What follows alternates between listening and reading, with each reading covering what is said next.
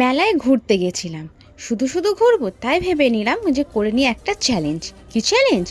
200 টাকার food challenge. মানে মেলাতে আমি ঘুরে ঘুরে 200 টাকার খাবার খাবো, তার থেকে বেশি কিন্তু না। তো মেলায় ঘুরতে ঘুরতে দেখছিলাম যে কি খাওয়া যায় কি খাওয়া যায়। তখনই আমার চোখে পড়লো ফুচকা। মেলায় এসেছি আর ফুচকা খাবো না, তা কখনো হয়? তো সবার প্রথমে খেয়ে নিলাম ফুচকা। জানো, বাইরে 20 টাকার 6টা ফুচকা, কিন্তু মেলাতে 20 টাকার মাত্র 4টে ফুচকা খেলাম। তো ফুচকা খাওয়ার পর বাকি টাকা নিয়ে চলে গেলাম পাপড়ি চাট খেতে।